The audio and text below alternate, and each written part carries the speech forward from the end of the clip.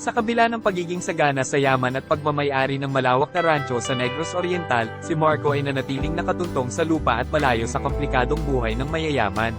Ang rancho, na isang malaking bahagi ng kanyang pamana mula sa kanyang yumaong lolo, ay hindi lamang isang pinagmumula ng asukal at iba pang agrikultural na produkto kundi pati na rin ang tunay na kaligayahan at kasiyahan sa simpleng pamumuhay sa probinsya. Mula pagkabata, sa rancho na lumaki at nagtrabaho si Marco, kung saan niya natutunan ang kahalagahan ng pagmamahal sa lupa at sa mga taong nagtatrabaho kasama niya. Wala siyang karanasan sa pagtatrabaho sa Maynila o sa anumang urban na setting, ang kanyang buhay ay umikot sa pag-aalaga ng mga baka at pagpapalago ng negosyo sa rancho. Isang hapon, sa ilalim ng lilim ng isang lumang puno ng mangga, binuksan ni Marco ang isang sobre na matagal na niyang tinatago. Ito ay mula sa kanyang lolo, naglalaman ng isang liham at huling habili na magtatakda ng bagong direksyon sa kanyang buhay. Marco, simula ng liham, bilang pagpapakita ng aking pagmamalaki sa iyong dedikasyon at pagmamahal sa ating rancho, ikaw ay aking pinagkakalooban ng 100 na milyong piso at ang 30 hektaryang rancho ng baka. Ngunit, may isang kondisyon bago mo tuluyang matanggap ang iyong mana. Kailangan mong makahanap ng isang babae na magmamahal sa iyo nang walang kaalaman sa iyong yaman, at kailangan mong makasal sa loob ng 1 taon. Kung hindi, ang iyong mana ay mapupunta sa charity. Napabuntong hininga si Marco. Ang kanyang buhay sa rancho, puno ng pagmamahal at dedikasyon, ay biglang nabigyan ng isang hamon na hindi niya inaasahan. Ang kahilingan ng kanyang lolo ay hindi lamang isang pagsubok ng kanyang kakayahang magmahal ng walang kondisyon, kundi pati na rin ang kanyang kakayahang panatilihin ng legasya at yaman ng pamilya. Sa kabila ng pag-aalinlangan, nagpasya si Marco na harapin ang hamon. Ito na ang oras para lumabas ako mula sa kaginhawaan ng rancho at harapin ang mundo, bulong niya sa sarili. Kinabukasan, nag-empake si Marco ng kanyang mga gamit, iniwan pansamantala ang rancho sa pangangalaga ng mga pinagkakatiwalaang tauhan, at nagtungo sa Maynila. Ang desisyong ito ay hindi lamang simbolo ng pagsisimula ng isang bagong kabanata sa kanyang buhay kundi pati na rin ang kanyang determinasyon na tuparin ang huling kahilingan ng kanyang lolo. Handa siyang harapin ang anumang pagsubok at hanapin ang babae na magmamahal sa kanya ng walang kondisyon, sa isang lugar na hindi pamilyar sa kanya, ang maingay at abalang lungsod ng Maynila. Habang nagmamaneho patungo sa Maynila, ang kaba at excitement ay magkahalong naramdaman ni Marco. Paano kung hindi ko siya makita? Tanong niya sa sarili. Ngunit sa kabila ng mga pagdududa, nagkaroon siya ng panibagong pag-asa. Makikilala ko siya. Kailangan ko lang maniwala at maging totoo sa aking sarili. Pagdating ni Marco sa Maynila, agad siyang nagtungo sa maliit na apartment na inupahan niya online. Simple lang ang lugar, malayo sa marangyang buhay na kanyang nakasanayan sa rancho, ngunit ito ang perpektong simula para sa kanyang misyon, ang makahanap ng tunay na pag-ibig na hindi nakabase sa kanyang yaman. Kinabukasan, maaga siyang nagising para maghanda sa kanyang unang araw bilang barista sa isang sikat na coffee shop sa Makati. Excited siya at kinakabahan sa bagong yugtong ito ng kanyang buhay. Sa kanyang paglalakad papunta sa trabaho, pinagmasdan niya ang abalang syudad, ang bawat tao ay abala sa kanilang mga gawain. Iba ito sa tahimik at payapang buhay sa rancho, ngunit handa si Marco sa hamong ito. Pagdating sa coffee shop, sinalubong siya ng kanyang manager na si Kuya Bong, isang masayahing lalaki na agad nagpakita ng kabaitan kay Marco. Marco, welcome sa team. Excited kami na nandito ka. Halika, ipapakilala kita sa iba, bati ni Kuya Bong sabay akbay sa kanya. Habang ipinapakilala siya sa ibang staff, naramdaman ni Marco ang init ng pagtanggap nila. Nagbigay ito sa kanya ng kumpiyansa na magiging maayos ang kanyang pananatili dito. Sa kanyang unang linggo, mabilis na natutunan ni Marco ang lahat ng kailangan sa pagiging barista. Mahusay siya sa paggawa ng kape at nagpakita ng magandang pakikitungo sa mga customer. Isa sa mga suki, si Mrs. De La Cruz, ay madalas magbigay ng papuri. Marco, iba ang gawa mong kape. Parang may magic, sabi ni Mrs. De La Cruz isang umaga. Napangiti si Marco. Salamat po, Mrs. De La Cruz. Masarap talaga ang kape pag ginawa ng may puso. Isang araw, habang abala si Marco sa paggawa ng kape, isang babaeng regular customer na si Jane ang lumapit sa counter.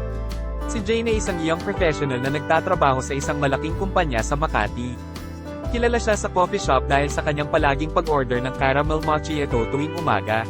Good morning, Marco. Yung usual ko bati ni Jane na may nakakabighaning ngiti. Good morning, Jane. Caramel macchiato, coming right up, sagot ni Marco, habang sinisimulan ng paggawa ng kanyang order. Sa loob ng ilang linggo, napansin ni Marco ang kagandahan ni Jane hindi lamang sa panlabas kundi maging sa kanyang pakikitungo sa iba. Naisip niyang baka si Jane na ang babaeng hinahanap niya, ang babaeng magmamahal sa kanya sa kabila ng kanyang estado sa buhay. Isang araw, naglakas loob si Marco na yayain si Jane sa labas. Matapos niyang iabot ang kape kay Jane, kinuha niya ang pagkakataon. Jane, pwede ba kitang yayain mag-dinner one of these days? Gusto ko sana mas makilala ka pa, tanong ni Marco na may halong kaba at pag-asa sa kanyang boses. Nagulat si Jane sa biglaang imbitasyon. Sandali siyang natigilan bago sumagot, Marco, I appreciate the offer, pero I think we should keep things professional. I mean, I enjoy our small talks dito sa coffee shop pero I don't think it's a good idea to go beyond that. Nadismaya si Marco sa sagot ni Jane, ngunit pinilit niyang ngumiti. Naiintindihan ko, Jane. Walang problema, tugon niya, pilit itinatago ang kanyang tunay na nararamdaman. Habang nagliligpit ng mga gamit pagkatapos ng kanyang shift, hindi maiwasan ni Marco na mag-isip tungkol sa nangyari. Bakit kaya siya tumanggi? Dahil ba barista lang ako, tanong niya sa sarili.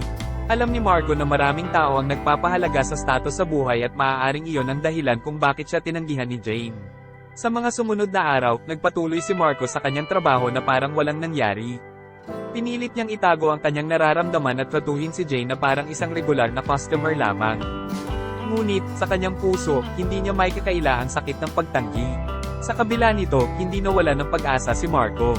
Alam niyang bahagi lamang ito ng mga pagsubok na kanyang haharapin sa paghahanap ng tunay na pag-ibig. Mahahanap ko rin ang babaeng magmamahal sa akin, hindi dahil sa yaman ko, kundi dahil sa kung sino ako, bulong niya sa sarili habang pinapanood ang paglubog ng araw mula sa bintana ng coffee shop na may bagong determinasyon sa kanyang puso. Sa mga sumunod na linggo, habang unti-unting nalilimutan ni Marco ang tungkol sa pagtanggi ni Jane, isang bagong pagkakataon ang nagbukas para sa kanya. Sa isang casual na pagtitipon kasama ang ilang kaibigan, nakilala niya si Alisa, isang kaibigan ng isa sa kanyang mga kasamahan sa trabaho. Si Alisa ay isang graphic designer sa isang advertising agency. Maganda, matalino, at puno ng buhay, agad na nakapture ni Alisa ang atensyon ni Marco. Sa paglipas ng gabi, nagkaroon sila ng pagkakataon na mag-usap ng masinsinan. Kaya mo bang sabihin kung ano ang pinaka-challenging na project na hinawakan mo bilang graphic designer? Tanong ni Marco, tunay na interesado sa buhay ni Alisa.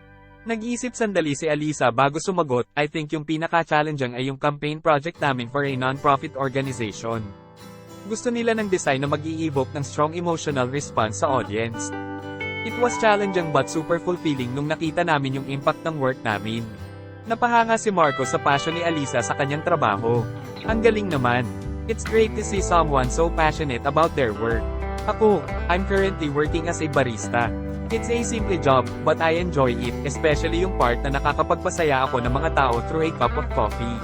Tumango si Alisa, ngunit bahagyang lumamig ang kanyang ngiti. Ah, that's nice. It's good na you find joy in what you do. Sa mga sumunod na araw, sinikap niyang palalimin pa ang kanilang pagkakakilala. Nag-text, nag-chat, at nagkita sila ng ilang beses. Sa bawat pagkikita, ramdam ni Marco ang paglalim ng kanilang koneksyon, at least, sa kanyang pananaw. Isang araw, naglakas loob si Marco na imbitahan si Alisa sa isang mas seryosong date.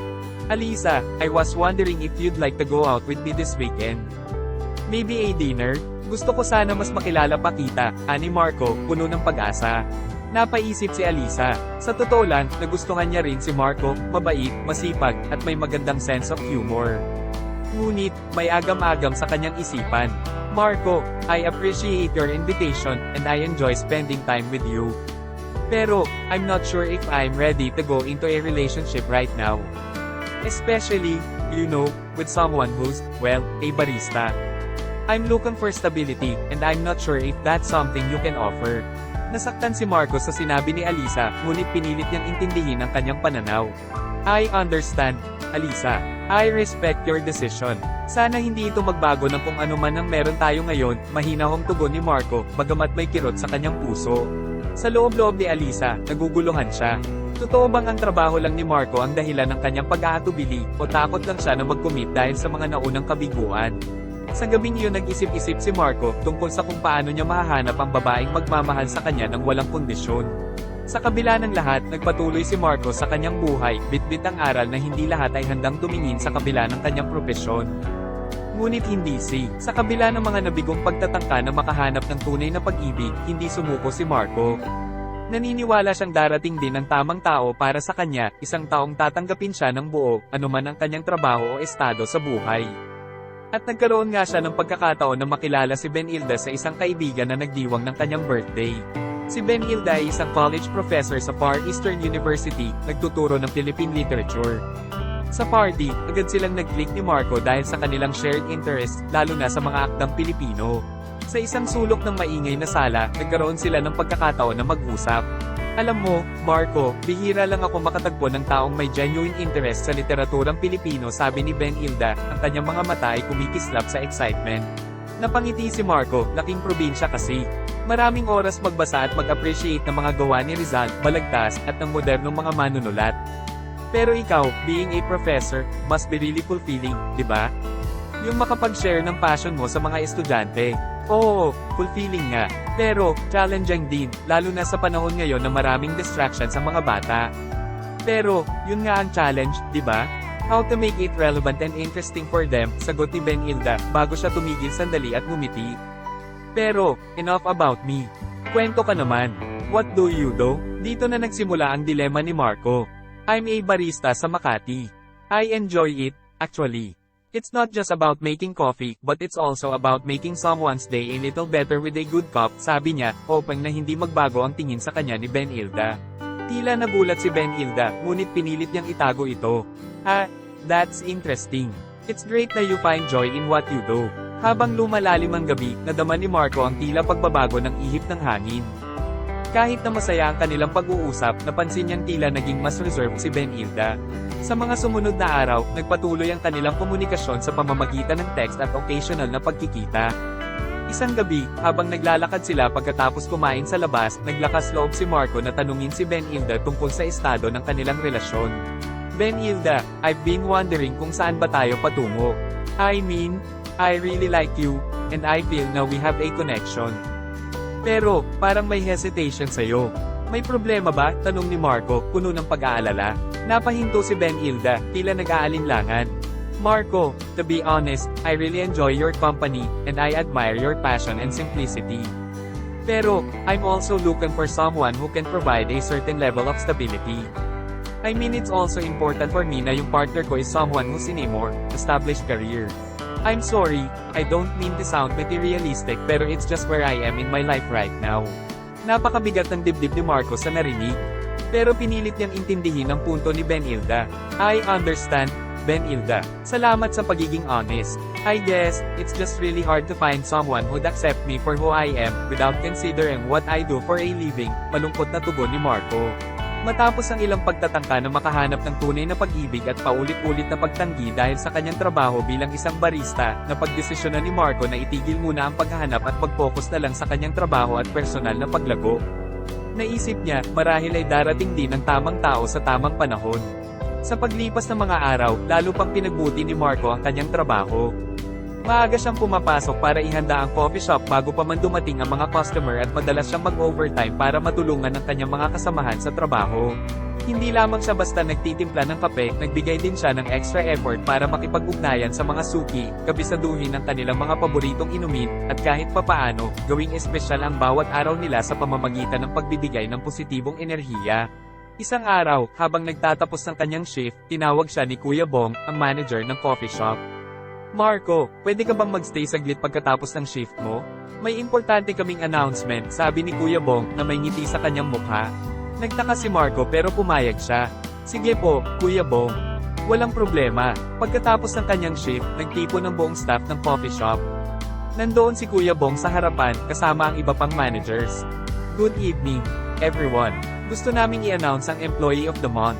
At this month, walang iba kundi si Marco, anunsyo ni Kuya Bong, sabay palakpakan ng lahat. Nagulat si Marco, hindi niya inaasahan na siya ang mapipili. Wow, salamat po. Hindi ko in-expect ito. I'm just doing my job, pero it means a lot na na-appreciate niyo yung effort ko.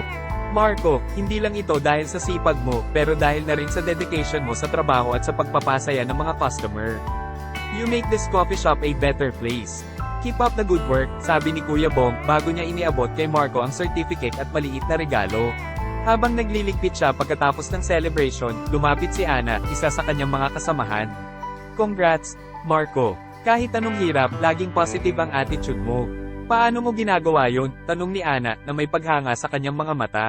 Ngumiti si Marco. Salamat, Ana. Para sa akin, mahalaga ang mag-enjoy sa ginagawa mo. Plus, I believe na kahit sa simpleng paraan, makakagawa tayo ng difference sa buhay ng iba. Napaisip si Ana sa sinabi ni Marco. Alam mo, tama ka. Sometimes, nakakalimutan ko yun. Thank you for reminding me. Darating din ang tamang tao para sa akin, bulong ni Marco sa sarili, at hanggang dumating yun, patuloy lang akong magiging masaya at magpapasalamat sa kung anong meron ako ngayon. Sa pag-uwi niya, may ngiti sa kanyang mga labi, hindi dahil sa pag-asa ng pag-ibig, kundi dahil sa contentment at peace na nadama niya sa kanyang puso. Isang araw, habang abala si Marco sa paghahanda ng mga order sa coffee shop, isang bagong mukha ang pumasok na agad niyang napansin. Si Dayan, isang maganda at kilalang dentist sa kanilang lugar. Sa unang tingin pa lang, nakapture na ni Marco ang kanyang atensyon dahil sa kanyang eleganteng aura at nakakahawang ngiti. Lumapit si Dayan sa counter at ngumiti kay Marco. Hi, is it possible to get a customized drink? Something refreshing pero hindi masyadong matamis, tanong niya, habang tinitignan ang menu. Of course, ma'am. How about a cold brew with a hint of vanilla and almond milk? Refreshing yun and hindi masyadong matamis, suwestyon ni Marco, na agad namang umagri si Dayan. Sounds perfect. Let's go with that, sabi ni Dayan. Habang inihahanda ni Marco ang order ni Dayan, hindi niya maiwasang mag-isip tungkol sa kanya. Ang ganda niya at mukhang mabait pa. Pagbalik ni Dayan para kunin ang kanyang inumin, sinubukan ni Marco na mag-small talk. I hope magustuhan mo yung drink. First time ko yatang makita ka dito, yung customer ba? Ngumiti si Dayan habang tinatanggap ang kanyang inumin. Yes, first time ko dito. I usually do my coffee run sa ibang place, pero I heard good things about this shop. And it seems true, judging by this drink. Thank you, sabi niya, matapos tikman ang kanyang cold brew. That's great to hear. I'm Marco. By the way, pakilala ni Marco na umaasang magiging simula ito ng mas mahabang usapan. Dayan, sagot niya, sabay ngiti. I'm a dentist nearby. I was looking for a new coffee spot na malapit lang sa klinik ko. Wow, dentist. That's interesting.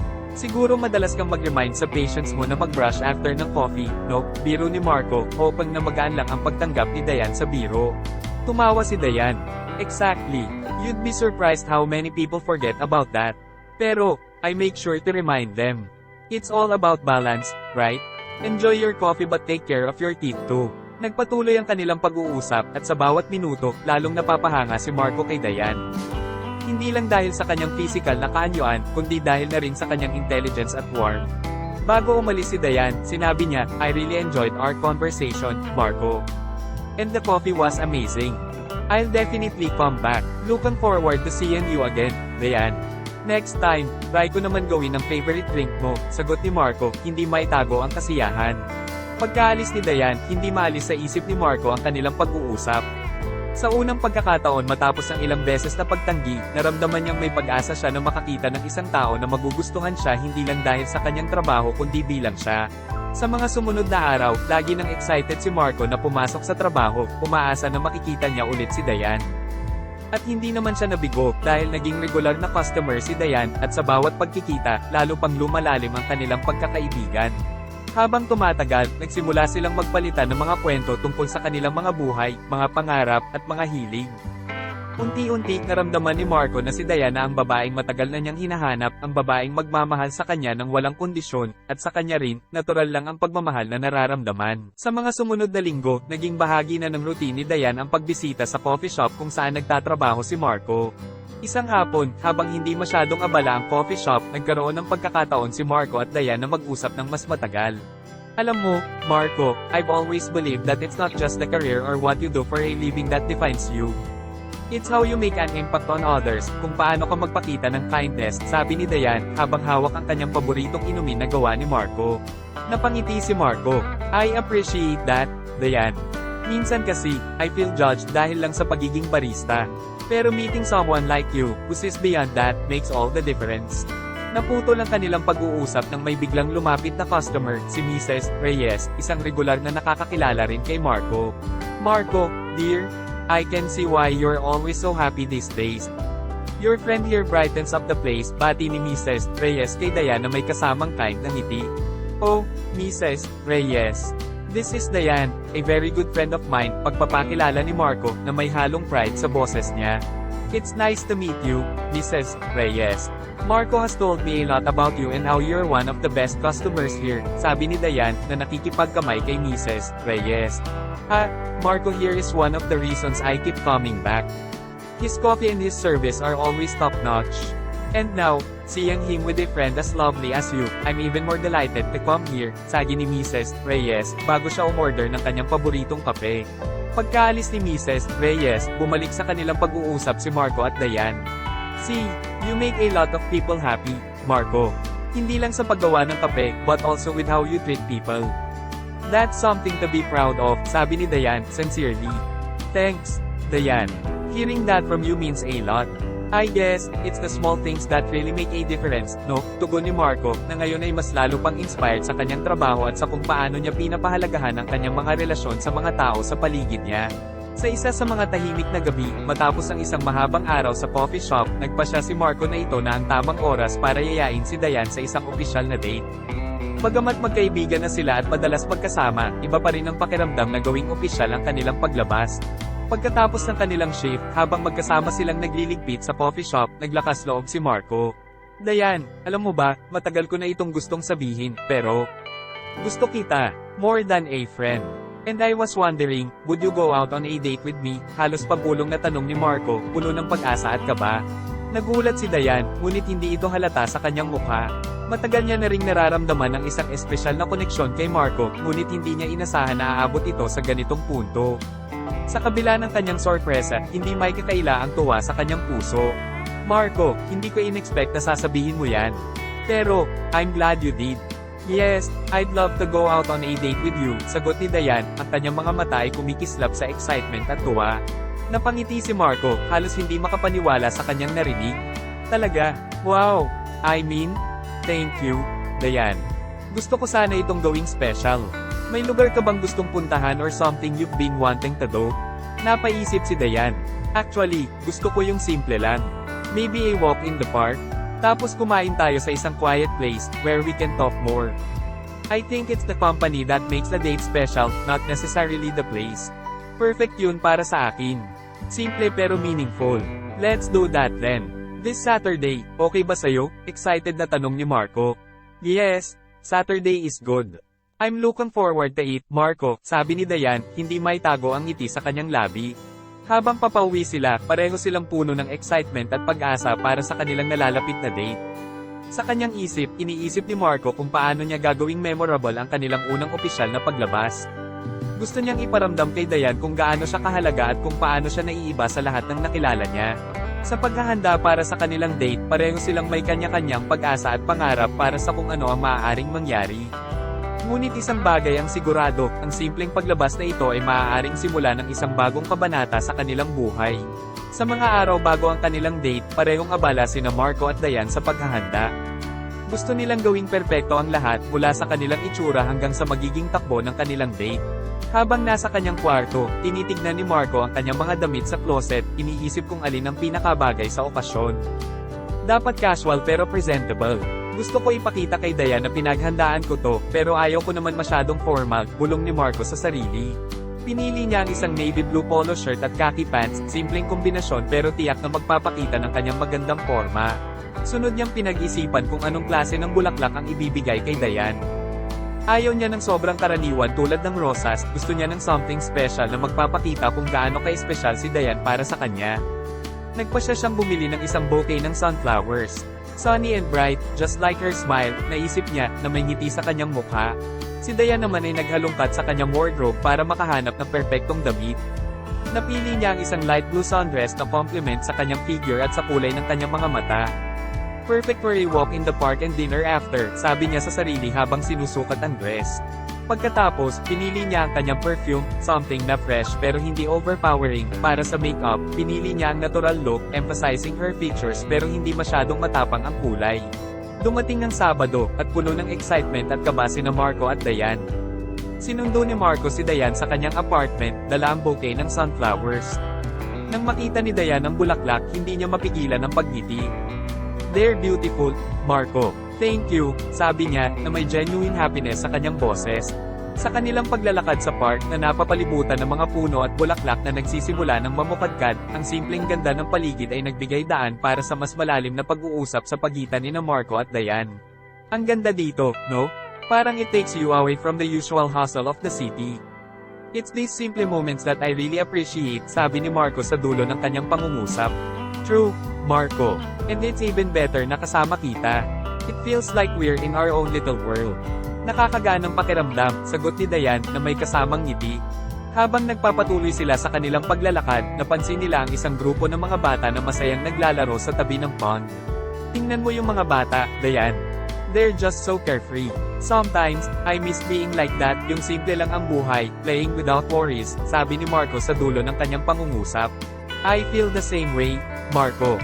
Parang habang tumatanda tayo, mas dumarami yung worries natin. But being here, watching them, kind of reminds us to find joy in the simple things, diba? Sagot ni Dayan. Pagkatapos nilang maglakad-lakad, umupo sila sa isang bench na tanaw ang magandang paglubog ng araw. Dito, mas naging personal ang kanilang pag-uusap. Alam mo, Dayan, one thing I've always wanted to do is to travel around the Philippines. Marami pa akong hindi napupuntahang lugar sa sarili nating bansa. And I think each place has its own story to tell, sabi ni Marco sa dulo ng kanyang pangungusap. That sounds amazing, Marco. Ako naman, I've always been passionate about my work as a dentist, but I also dream of using my skills for volunteer work. Gusto ko rin makatulong sa mga community na hindi masyadong accessible ang dental care, sagot ni Dayan. Nang magyaya si Marco na kumain sa isang maliit pero cozy na restaurant malapit sa park, excited si Dayan. Doon, lalo pa nilang nakilala ang isa't isa. Kumusta yung food, Dayan? Sana nagustuhan mo. I read great reviews about this place, kaya naisip ko it would be nice to try it with you, sabi ni Marco sa dulo ng kanyang pangungusap. Delicious, Marco. Great choice. And what makes this meal even better is the company. I've really enjoyed our conversations tonight. Parang I can talk to you about anything, sagot ni Dayan.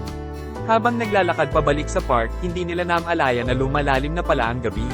Dayan, I don't know exactly what the future holds, but I'm hopeful. And getting to know you more tonight, it makes me look forward to what's ahead, sabi ni Marco sa dulo ng kanyang pangungusap. Marco, I share the same sentiment. This evening was something I didn't know I needed. It's refreshing to meet someone who shares similar values and dreams. Let's see where this journey takes us, sagot ni Dayan. Pagkatapos ng kanilang memorable na date, nagdesisyon sina Marco at Dayan na umupo muna sa isang bench sa park, hindi pa rin handang magpaalam sa gabi. Ang buwan ay buo at ang mga bituin ay kumikislap, nagbibigay ng perpektong backdrop para sa kanilang malalim na pag-uusap. Sabi mo gusto mong mag-travel sa Philippines, Marco. Saan specifically? At bakit, tanong ni Dayan, genuinely interested? Marami, Pero top of my list ang Batanes. Parang ibang mundo daw doon, peaceful and beautiful. Gusto ko yung idea na malayo sa hustle and bustle ng city life. How about you, Dayan? If you could go anywhere, local man or abroad, saan yun? Sagot ni Marco, nakatingin sa malayo, imagining ang lugar. Mahirap pumili. Pero siguro, I'd love to visit Japan. Fascinated ako sa culture nila, and of course, yung cherry blossoms. But locally, El Nido is on my list. I've seen pictures, and it looks like paradise, sabi ni Dayan, her eyes sparkling sa excitement sa thought na yon. Napangiti si Marco, Japan, huh? Sakura season must be a sight to see. And El Nido, definitely paradise. Sana one day, mapuntahan natin yung mga yun. Oo nga, sana. It would be an adventure, sagot ni Dayan, then softly laughed. Pero alam mo, Marco, more than the places, I think it's the company that truly makes any trip special. Like tonight, simple lang yung ginawa natin but it's one of the best nights I've had in a long time. Totoo yan, Dayan. The best part of tonight is just being with you. Kahit saan tayo mapunta, I believe it will always be an adventure worth taking, sabi ni Marco, turning to look at her directly, his gaze sincere. There was a moment of silence, not awkward, but filled with unspoken feelings and thoughts. Dayan, I just want to say thank you. For tonight, for this moment, for just being you. It's rare to find someone na you can connect with on so many levels, sabi ni Marco, his voice soft but filled with emotion. Thank you din, Marco. I didn't know what to expect tonight, but I'm glad I took the chance. You're right, it's rare to find someone na you can be so open with. And I feel that with you, sabi ni Dayan, her smile warm and her eyes reflecting the moonlight. Habang lumalalim ang gabi, nagpatuloy sila sa pag-uusap tungkol sa kanilang mga paboritong pelikula, libro, musika, at maging ang kanilang mga takot at pangarap para sa hinaharap. Para bang huminto ang mundo sa paligid nila, binibigyan sila ng lahat ng oras na kailangan nila. Alam mo, Dayan, I believe in connections. Na sometimes, You meet someone, and it just feels right. Like everything aligns. Parang tonight, sabi ni Marco, cautiously. I believe in that too, Marco. And yes, tonight feels exactly like that. It's funny how life brings people together, di ba? In the most unexpected ways and times, sagot ni Dayan, leaning slightly towards him. As they eventually decided to call it a night, there was a promise of more conversations, more shared moments, and a budding hope for what will develop between them. Let's do this again, Dayan. I mean, if you want sabi ni Marco, as they stood up from the bench. I would like that, Marco. Let's do this again, sagi ni Dayan, her voice full of promise. Habang naglalakad pabalik sa kanilang pinagsimulan, pareho silang may nararamdaman na kaligayahan at pag-aabang. Baka tapos na ang gabi, ngunit malinaw na ito ay simula pa lamang ng isang bagong at nakaka-excite para sa kanilang dalawa. Sa mga sumunod na araw, hindi mapigilan ni Marco at Dayan ang kanilang excitement sa muli nilang pagkikita. Nagpalitan sila ng mga text message, nagbabahagi ng mga random na kaganapan sa kanilang araw, at minsan pa nga ay nagkakaroon ng mga late-night phone calls na nagtatagal hanggang sa madaling araw. Isang hapon, habang nagpapahinga si Marco sa isang kafe pagkatapos ng kanyang shift, naisipan niyang tawagan si Dayan. Hey, Dayan. Libre ka ba this weekend? Gusto sana kitang yayain mag-explore sa isang lugar na hindi pa natin napupuntahan, sabi ni Marco, puno ng pag-asa. Hi, Marco. Oo, libre ako. Sounds exciting yan ha. Saan mo naman ako balak dalhin? Tugon ni Dayan na may halong curiosity at excitement sa kanyang boses. Secret muna. Surprise to. Pero promise, magugustuhan mo. Bring something comfortable to wear and maybe a hat. Medyo outdoor yung adventure natin, sabi ni Marco na may ngiti sa kanyang mukha kahit na hindi ito nakikita ni Dayan. Outdoor adventure? Huh? Intriguing. Sige, I trust you. Excited na ko, Marco. I'll prepare. Anong oras tayo magkikita? Tanong ni Dayan, hindi na makapaghintay sa magiging adventure nila.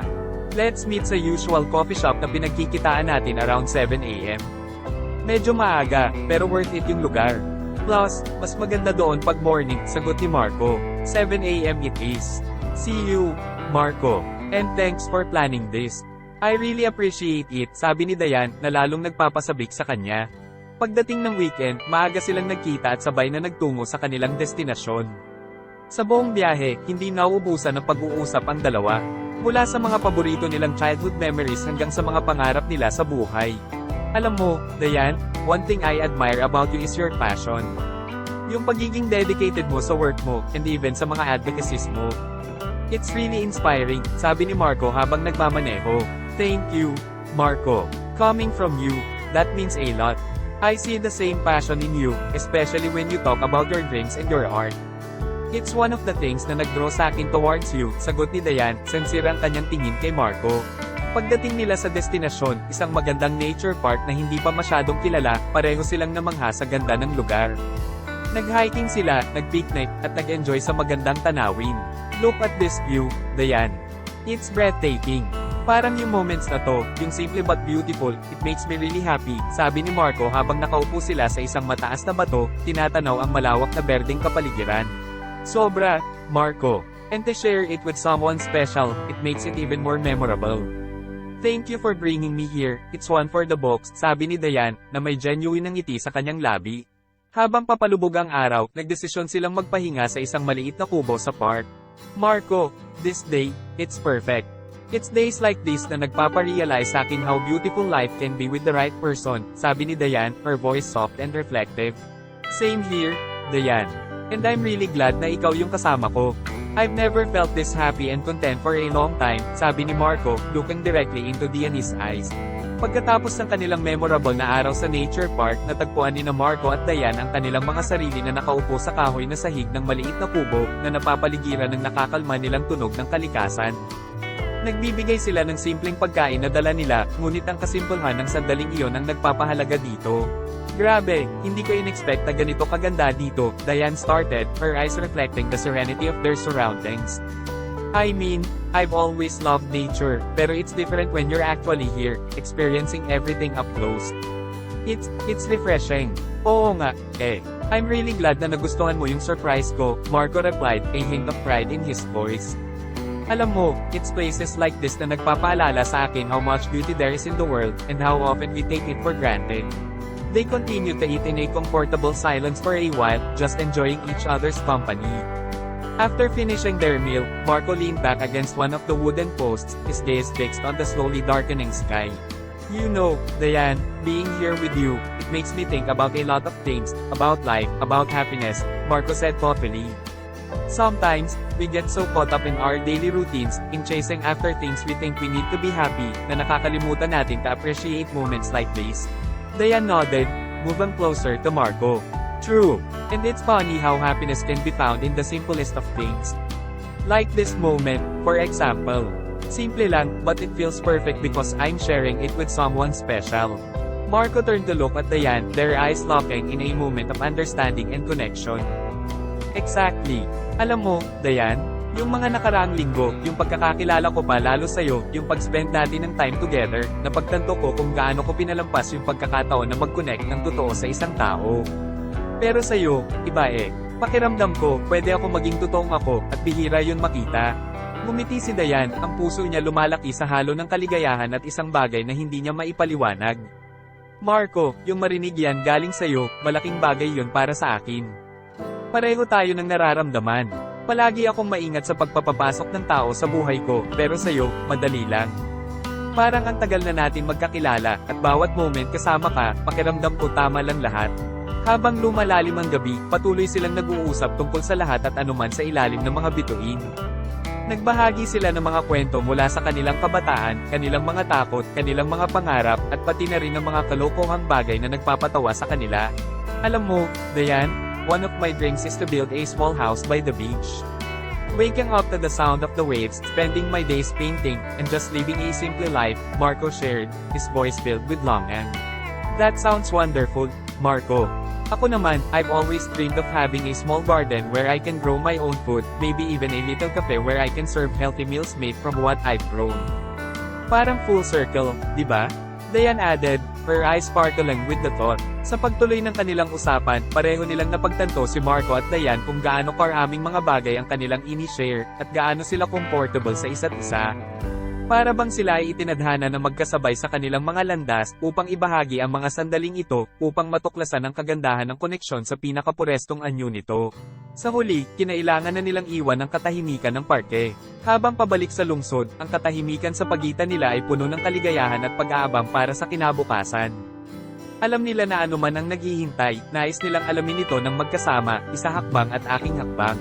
Pagbalik nila sa syudad, kapwa naramdaman ni Marco at Diane ang panghihinayang na tapos na ang araw, ngunit sabay din ito ang pananabik sa susunod nilang pagkikita. Alam mo, Diane, yung simpleng pag-upo lang natin doon at pagmamasid sa kalikasan, sobrang nakakagaan ng loob, sabi ni Marco habang dahan-dahan nilang tinatahak ang daan pauwi. Parang lahat ng stress ko sa trabaho, sa buhay, pansamantalang nawala. Oo nga, eh. And to think na simple lang yung ginawa natin, pero yung impact niya sa akin, grabe. It made me realize na sometimes, yung happiness, nasa simple things lang talaga, tugon ni Diane, na may ngiti sa kanyang labi. And spending it with someone na nakaka-appreciate din ng mga ganong bagay, it made it even more special.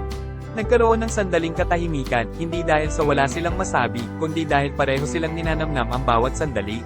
Naalala mo yung mga bata na naglalaro sa tabi ng pond, tanong ni Diane. Nakakatuwa sila, no? Parang sa kanila, yung mundo, puno lang ng saya. Oo, napansin ko yun. And it made me wish na sana, kahit papaano, maibalik natin yung ganong klaseng innocence at joy sa ating mga buhay, sagot ni Marco. Kaya nga, having you, it feels like I'm closer to finding that joy again. Yung simplicity and happiness in the moment. Napangiti si Diane sa sinabi ni Marco. I feel the same way, Marco. It's like yung presence mo, it brings a certain peace and joy na hindi ko ma-explain. And yung today, it's one of those days na hindi ko malilimutan.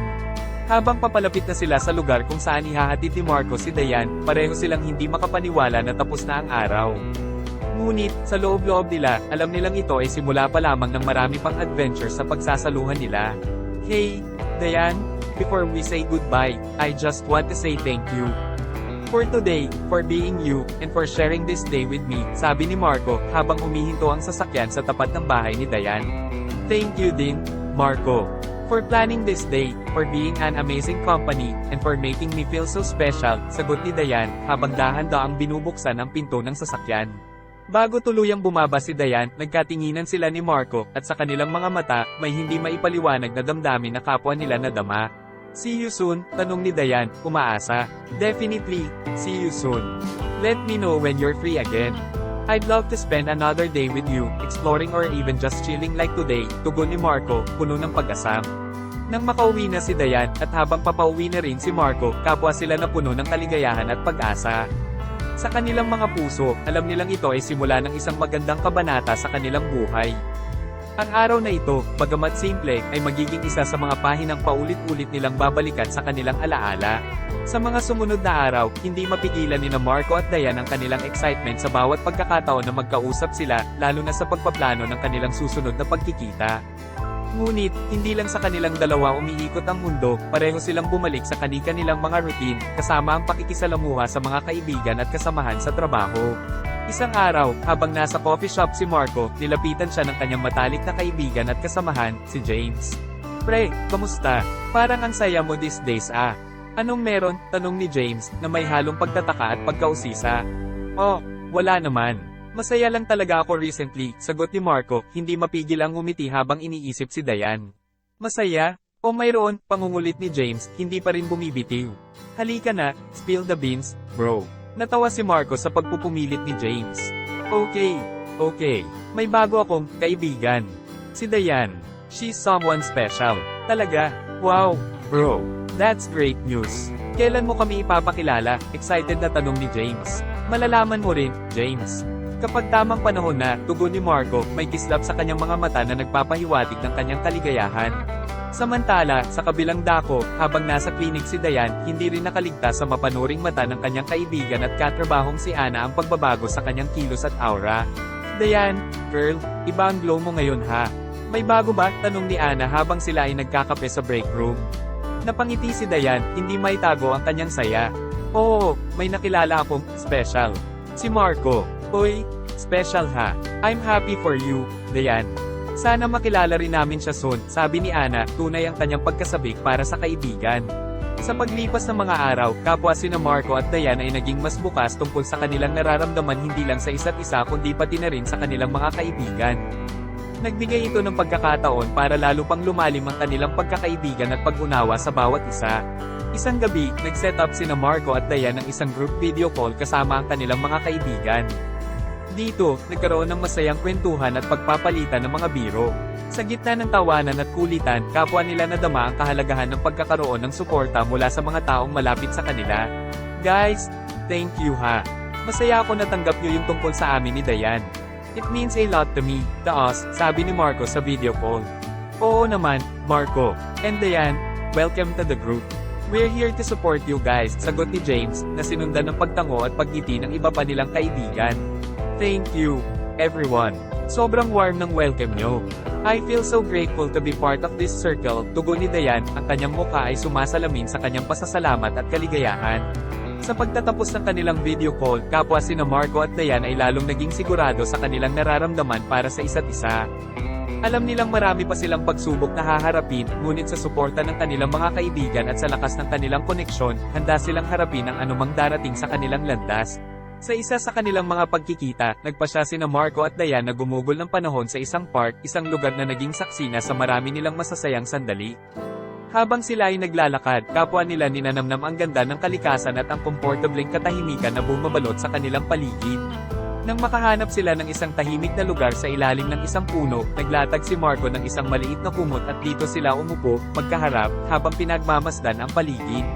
Dayan, alam mo ba, every moment na kasama kita, it feels special. Parang bawat sandaling kasama kita, lalo akong nagiging buo, simula ni Marco, ang kanyang mga mata ay direktang nakatingin kay Dayan, puno ng sinseridad. Nakikinig si Dayan, ang kanyang puso ay kumakabog sa kaba at pag-asa sa kung ano pa ang sasabihin ni Marco. Marco, ako rin. There's something about us, about what we have, it's hard to explain, but it feels right.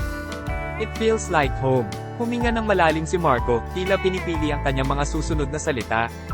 Dayan, this past 2 weeks with you, they've been amazing.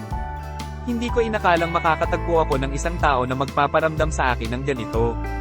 And I don't want to lose this. I don't want to lose you. Napalunok si Dayan, ang kanyang mga mata ay naglalaman ng halo-halong emosyon. Marco, I feel the same way. I was scared of letting someone in, scared of getting hurt. But with you, it's different. I feel safe, I feel loved. Dayan, I love you. Mahal na mahal kita, pag-amin ni Marco, ang kanyang boses ay puno ng katapatan at lakas ng loob. And I want to be with you, to make more memories with you, to face challenges with you. I want us to be together, Dayan. Sa mga salitang iyon, parang tumigil ang mundo para kay Dayan. Ang kanyang puso ay puno ng pagmamahal at kaligayahan. Marco, I love you too. Mahal kita, so much more than I thought was possible. And yes, I want us to be together, to face the future together, no matter what it brings. Sa pagitan ng mga puno at sa ilalim ng malawak na kalangitan, naglapit ang kanilang mga mukha at nagtagpo ang kanilang mga labi sa isang halik na puno ng pagmamahal, pangako, at pag-asa para sa hinaharap. Pagkatapos ng sandaling iyon, kapwa sila nagbahagi ng kanilang mga pangarap, mga plano, at mga pangako para sa isa't isa. Nag-uusap sila tungkol sa mga lugar na gusto nilang puntahan, mga bagay na gusto nilang gawin, at kung paano nila nais bumuo ng isang magandang hinaharap ng magkasama. Habang papalubog ang araw, kapwa nila nadama na ang pagtatapos ng araw na iyon ay simula lamang ng isang bagong kabanata sa kanilang buhay. Isang kabanata na puno ng pagmamahal, suporta, at pag-unawa sa isa't isa. Pagkatapos ng kanilang espesyal na sandali sa park, nagpasya sina Marco at Dayan na magtungo sa lugar ni Dayan para doon ipagpatuloy ang kanilang gabi. Sa pagdating nila, kapwa nila nadama ang isang malalim na koneksyon at isang pagnanais na mas lalo pang palalimin ang kanilang relasyon. Habang nakaupo sa sala, na puno ng musika mula sa isang maliit na speaker, nagbahagi sila ng mas marami pang kwento at saloobin tungkol sa buhay, pag-ibig, at mga pangarap. Alam mo, Dayan, itong mga nakaraang linggo kasama ka, parang nahanap ko yung parte ng sarili ko na matagal ko nang hinahanap, sabi ni Marco, habang magkahawak ang kanilang mga kamay. Marco, I feel the same. Parang may kulang dati, pero ngayon, parang kumpleto na. And it's all because of you, tugon ni Dayan, ang kanyang mga mata ay puno ng pagmamahal. Sa kanilang pag-uusap, hindi nila namalayan ang paglipas ng oras. Bawat salita, bawat tawa, bawat seryosong pag-uusap, lalo lang nagpapatibay sa kanilang bond.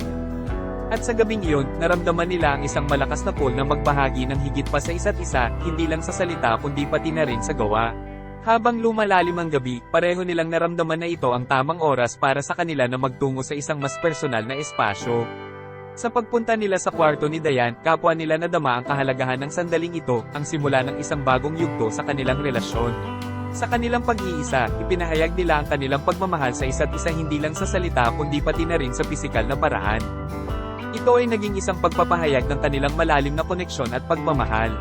Pagkatapos ng kanilang pagbabahagi, nakahiga silang magkatabi, pinagmamasdan ang kisame habang nakabalot sa katahimikan na puno ng kahulugan. Pareho nilang nadama ang isang bagong antas ng pagkakaintindi at pagkakaugnay sa isa't isa. Marco, tonight it was beautiful. It was more than I could have ever imagined, sabi ni Dayan, ang kanyang boses ay puno ng emosyon. Oo, Dayan. It was special, because it was with you.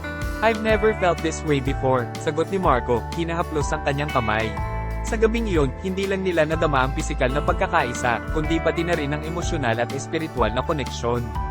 Pareho nilang alam na ang kanilang relasyon ay umabot na sa isang bagong antas na lalo lang nagpatibay sa kanilang pagnanais na harapin ang hinaharap ng magkasama. Sa paggising kinabukasan, habang sinisikatan ng araw ang silid, tinitigan nila ang isa't isa, ang mga ngiti sa kanilang mga labi ay sumasalamin sa kanilang kaligayahan at pag-asa para sa kanilang hinaharap. Ang gabing iyon ay hindi lamang isang simpleng kabanata sa kanilang kwento, ito ay isang simula ng marami pang magagandang sandali na pagsasaluhan nila bilang magkasintahan. Pagkatapos ng makabuluhang gabi na iyon sa lugar ni Dayan, kapwa nadama ni Marco at Dayan ang mas malalim na koneksyon sa isa't isa. Sa mga sumunod na araw, hindi nila mapigilan ang kanilang mga sarili na ibahagi sa ilang mapagkakatiwalaang kaibigan ang kaligayahang nadarama nila. Isang hapon, nagkita sina Marco at James sa isang kafe para magkape at magkwentuhan. Pre, parang ibang-iba ka na ah. Mas lalong lumalim yata yung ngiti mo, bungad ni James, na agad napansin ang pagbabago sa aura ni Marco. Napangiti si Marco, oo pre, masaya lang talaga. Alam mo yung feeling na parang everything's falling into place? Ganon yung nararamdaman ko ngayon with Dayan. Wow, that's great to hear, man. I'm happy for you. So, paano na? Anong next steps niyo? Tanong ni James, tunay ang interes sa boses niya. Pinag-uusapan pa lang namin. Pero sure ako, gusto ko siya kasama sa future ko. Step by step lang muna kami, sagot ni Marco, puno ng pag-asa. Sa kabilang banda, si Dayan naman ay nagkita rin with her friend Anna sa isang park, naglalakad habang nagkekwentuhan. Dayan, you look so radiant. Iba yung glow mo, girl. So, kamusta kayo ni Marco? Tanong ni Anna, hindi maitago ang excitement. Thank you, Anna. Masaya kami, super. It feels right, alam mo yon. Parang he's the piece na missing sa puzzle ng life ko, tugon ni Dayan, ang kanyang mga mata ay kumikislap sa tuwa. Ang sweet naman. So, may plans na ba kayo? Like, serious plans? Usisa ni Anna, habang umuupo sila sa isang bench. Pinag-uusapan pa lang namin. We're taking things one step at a time. Pero alam mo yun, excited ako sa future with him, sagot ni Dayan, hindi maitago ang ngiti sa kanyang labi. Sa mga sumunod na linggo, mas naging bukas sina Marco at Dayan sa pagbahagi ng kanilang relasyon sa kanilang mga kaibigan. Nagkaroon sila ng isang maliit na gathering kasama ang ilan sa kanilang pinakamalapit na kaibigan. Dito, mas lalo nilang naipakita kung gaano sila kasaya at comfortable sa isa't isa. Sa gathering, hindi maiwasan ng kanilang mga kaibigan na mapansin ang kanilang chemistry. Grabe, you two look so good together. Parang kayo talaga yung perfect match for each other, sabi ni James, habang nagsisilbi ng drink sa mga bisita. Totoo yan. Dayan, Marco, sobrang saya namin for you both. It's rare to find something so genuine, dagdag ni Anna, sumasang-ayon sa sinabi ni James. Nag-toast sila para sa kaligayahan ni Marco at Dayan at sa mga magagandang bagay na darating pa sa kanilang relasyon. Sa totoo lang, guys, we're really grateful for all your support. It means a lot to us na nandito kayo to celebrate with us, sabi ni Marco, habang nakahawak sa kamay ni Dayan. Yes, thank you, everyone. Your support and love mean the world to us. Here's to more adventures and memories together, sabi ni Dayan, raising her glass. Habang tumatagal ang gabi, puno ng tawanan, musika, at masasayang kwentuhan, pareho nilang nadama ang pasasalamat sa pagkakaroon ng isa't isa at sa suporta ng kanilang mga kaibigan. Alam nilang marami pa silang pagdadaanan, pero sa suporta at pagmamahal na natatanggap nila, handa silang harapin ang anumang hamon na darating sa kanilang daan. Sa mga sumunod na araw sa trabaho, kapwa sina Marco at Dayan ay bumalik sa kanilang pang-araw-araw na gawain, ngunit may bago at mas malalim na sigla sa kanilang mga hakbang. Ang kanilang mga kasamahan sa trabaho ay hindi maiwasang mapansin ang positibong pagbabago sa kanilang dalawa. Sa coffee shop kung saan nagtatrabaho si Marco, habang abala siya sa paggawa ng kape para sa isang pila ng mga customer, nilapitan siya ng kanyang kasamahan na si Leia. Uy, Marco, anong sikreto mo? Bakit parang laging good mood ka these days? Tanong ni Leia, habang sila ay sandaling nagpahinga. Ngumiti si Marco habang inihahanda ang susunod na order. Wala naman. Masaya lang talaga ako lately. Alam mo na, personal stuff, sagot niya, nag-aalangan na ibahagi ang buong detalye. Pero come on, spill it na. Bihira kita makitang ganito ka, alam mo yun, parang inspired lagi, pangungulit ni Leia, hindi pa rin bumibitiw sa kanyang pag-uusisa. Natawa si Marco, okay. May bago kasi akong, let's say, inspiration. Her name's Dayan, and she's amazing. Ay, ganun ba? Wow, happy for you. Pero paano yan, magbabago ba yung shed mo dito? Alam mo naman tayong mga nasa service industry, minsan challenging yung work-life balance, tanong ni Leia, genuine ang kanyang concern. Oo nga pero we're making it work. Pareho naman kaming understanding sa nature ng trabaho ng isa't isa. And so far, so good naman, tugon ni Marco, nagpapasalamat sa flexibility ng kanyang trabaho at sa pagiging supportive ni Dayan. Habang naglalakad pa uwi si Marco mula sa isang mahabang araw sa trabaho, puno ng pag-iisip tungkol sa mga plano nila ni Dayan para sa darating na weekend, hindi niya napansin ang paparating na sasakyan. Sa isang iglap, isang speeding car ang biglaang sumulpot, at sa kabila ng pagtatangka ng driver na umiwas, hindi ito naiwasan at nabangga si Marco. Agad na dinala si Marco sa ospital. Ginawa ng mga doktor ang lahat ng kanilang makakaya upang matugunan ang kanyang mga pinsala. Sa kabutihang palad, hindi naman ito naging fatal, ngunit kinakailangan niyang manatili sa ospital para sa karagdagang obserbasyon at paggamot. Nang malaman ni Dayan ang nangyari, agad siyang nagmadali papunta sa ospital, puno ng pag-aalala at takot para kay Marco. Sa sandaling nakita niya si Marco, kahit papaano'y nakaramdam siya ng ginhawa na makitang ligtas siya at buhay, kahit pa nga siya ay sugatan. Huwag kang mag-alala, Dayan. Okay lang ako, pilit na ngumiti si Marco. Tumabi si Dayan kay Marco, hinawakan ng kanyang kamay. Marco, natakot ako nung narinig ko yung nangyari. Pero importante, ligtas ka.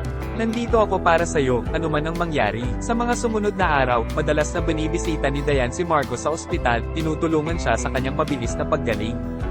Ang kanilang mga kaibigan at pamilya ay nagpakita rin ng suporta, nagdala ng pagkain, mga libro, at musika para gawing mas komportable ang kanyang pagpapagaling.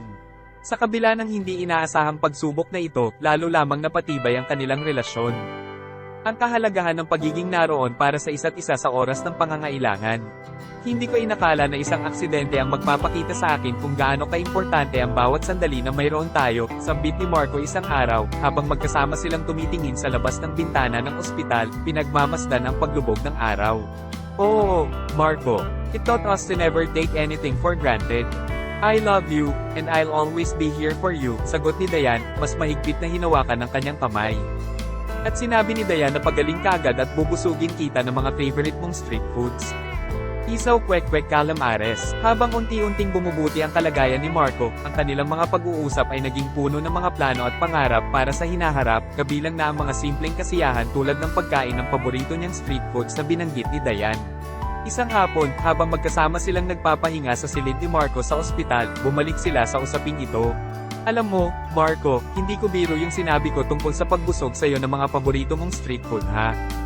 Isaw, kwek-kwek, calamares, lahat yan, ihahanda ko para sa'yo paglabas mo dito, pabirong sabi ni Dayan, habang isang ngiti ang sumilay sa kanyang mukha. Napatawa si Marco sa sinabing yun ni Dayan.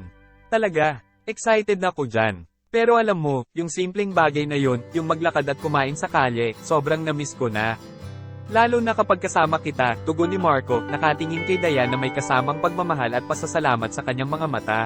Promise yan, Marco. At hindi lang yan, marami pa tayong adventures na gagawin. Dagdag ni Dayan, puno ng determinasyon. Habang nagpapatuloy ang kanilang pag-uusap, hindi nila maiwasang mapag-usapan din kung paano naging instrumento ang aksidenteng iyon para mas lalo pa nilang pahalagahan ang bawat sandali na magkasama sila at ang kahalagahan ng pagiging bukas sa mga posibilidad ng buhay. Alam mo, Dayan, parang binigyan tayo ng panibagong pananaw dahil sa nangyari. Na-appreciate ko lalo yung mga bagay na dati binabaliwala ko lang.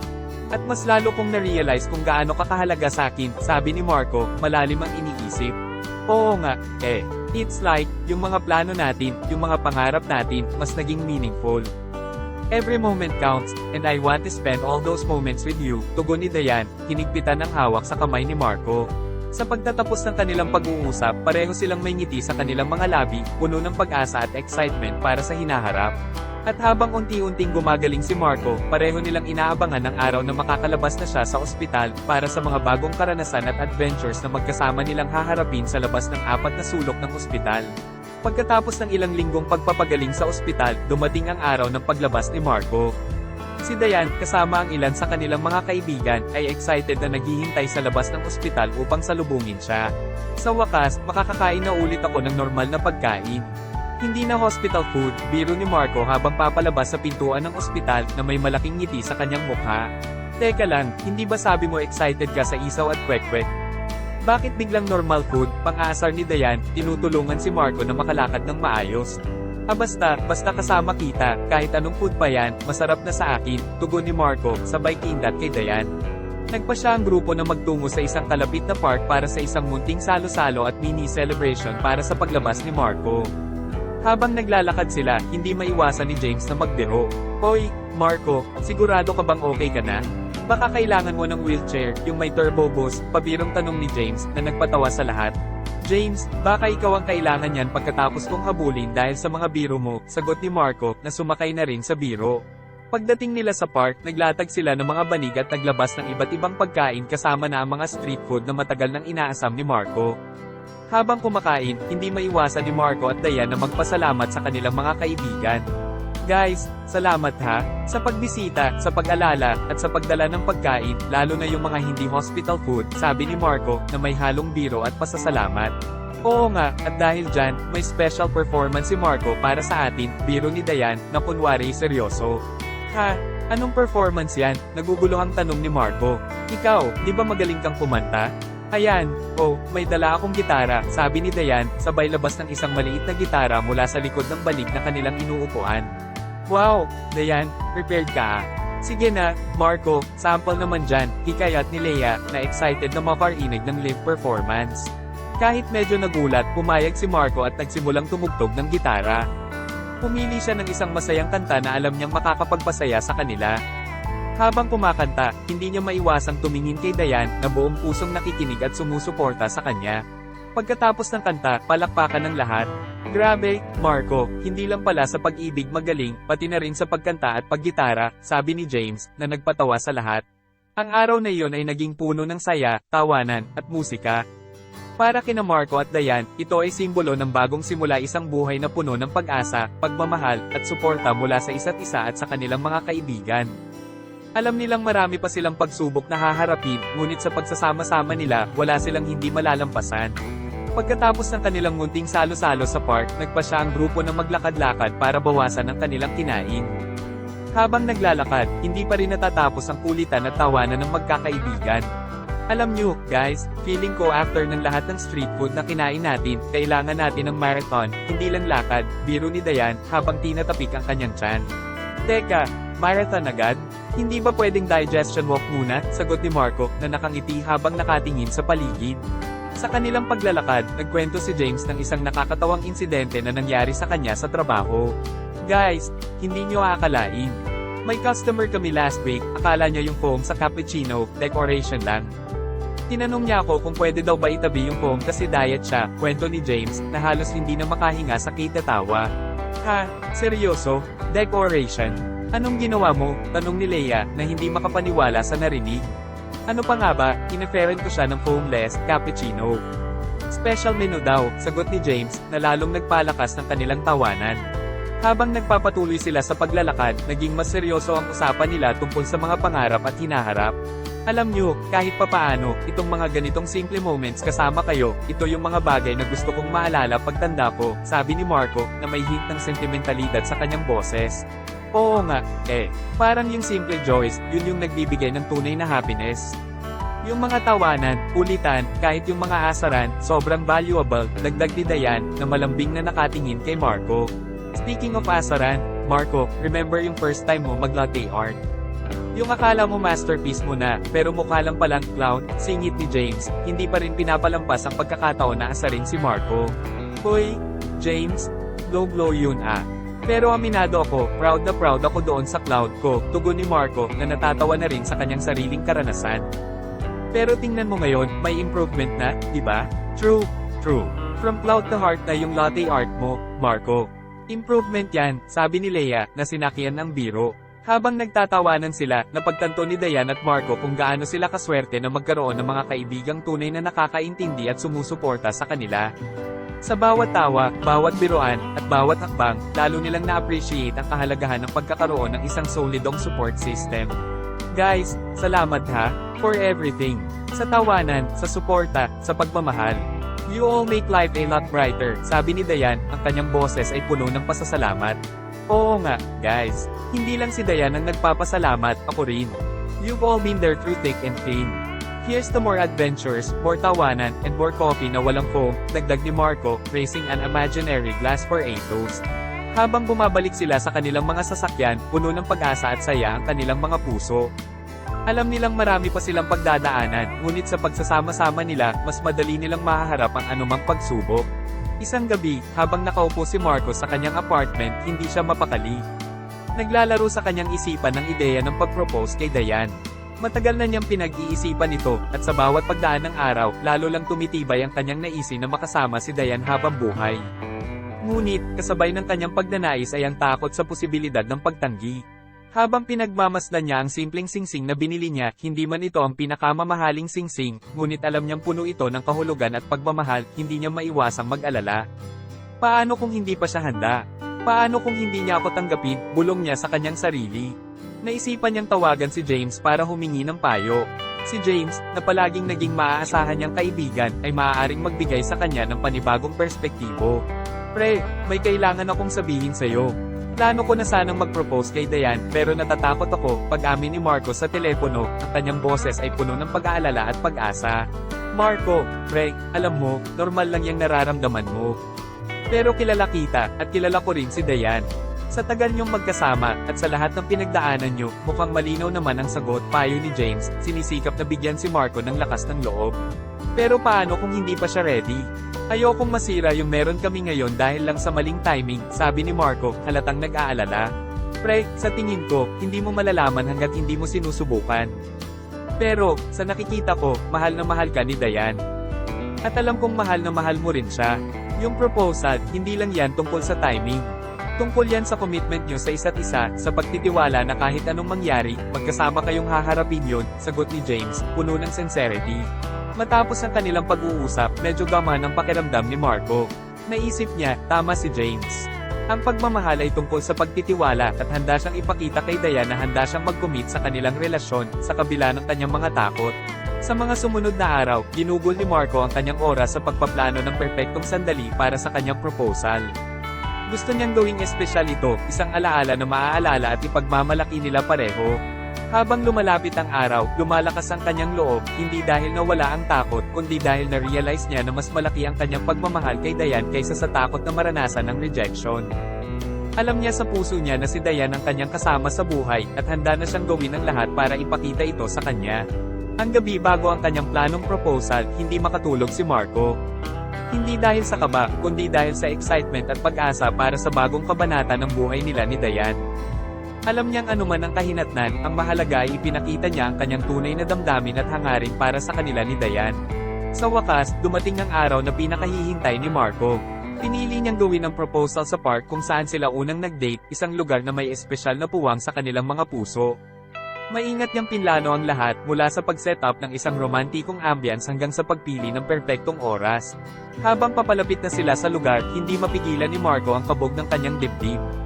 Si Dayan, walang kaalam-alam sa mangyayari, ay masayang nagkukwento tungkol sa kanyang araw.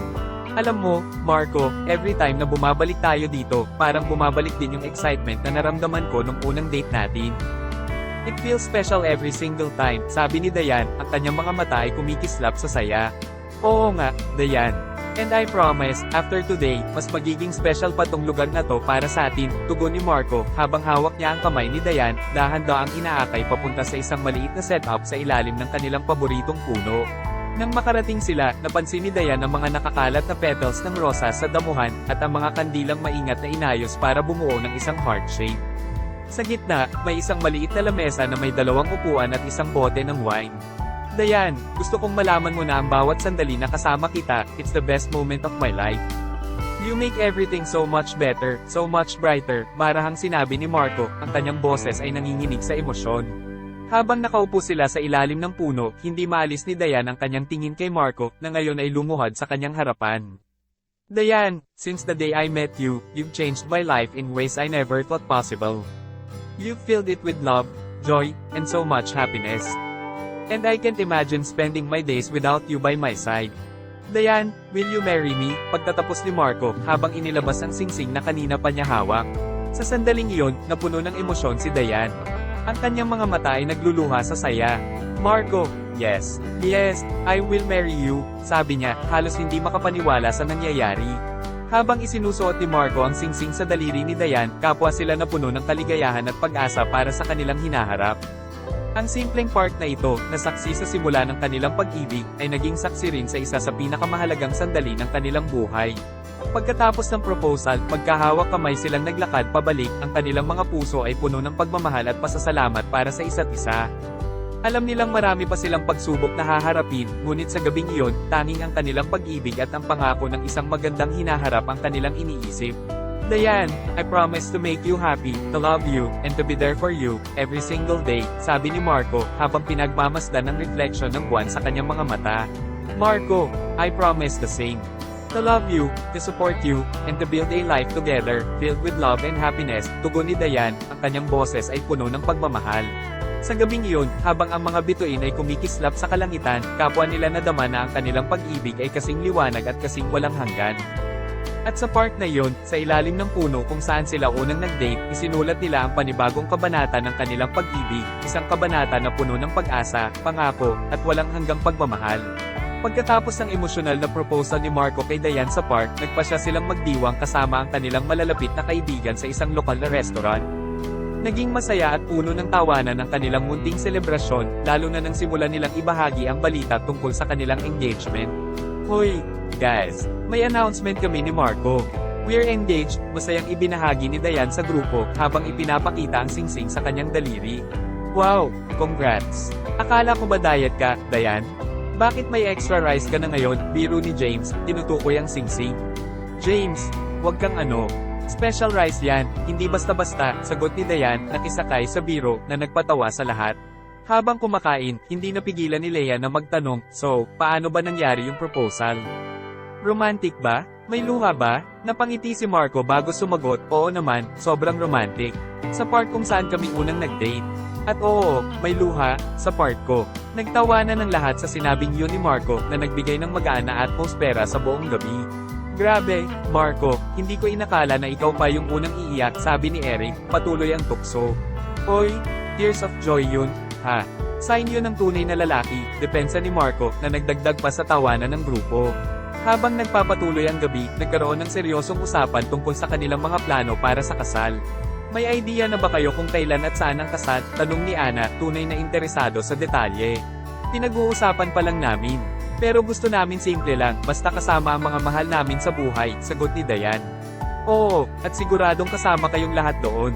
Kailangan namin ng support system namin, dagdag ni Marco, nagpapasalamat sa presensya ng kanilang mga kaibigan. Sa gitna ng kanilang mga pagpaplano, nagbiro si James, siguraduhin nyo lang na may only rice sa reception, ha? Alam nyo naman ang priority ko. James, hindi pa rin talaga nagbabago. Pero don't worry, baka maglagay na lang kami ng rice cooker sa tabi ng mesa mo, tugon ni Marco, na lalo pang nagpatawa sa grupo. Ang gabi ay puno ng pagmamahal, suporta, at masasayang alaala. Kapwa na daman ni Marco at Dayan ang labis na pasasalamat sa pagkakaroon ng mga kaibigang tunay na masaya para sa kanila at handang suportahan sila sa bagong kabanata ng kanilang buhay. Habang naglalakad pa uwi, magkahawak ang kamay, pareho nilang nadama ang labis na kaligayahan at excitement para sa kanilang hinaharap. Alam nilang may mga hamon pa silang haharapin, ngunit sa pagsasama at suporta ng bawat isa, pati na rin ang kanilang mga kaibigan at pamilya, handa silang harapin ang anuman. Dayan, alam mo, sa lahat ng nangyari, sa bawat tawa, sa bawat luha, I wouldn't change a thing. Excited ako sa buhay na bubuuin natin, sabi ni Marco, puno ng pagmamahal. Marco, same here. I feel so blessed to have you. And I can't wait to start this new journey with you, hand in hand, tugon ni Dayan, na may kislap sa kanyang mga mata.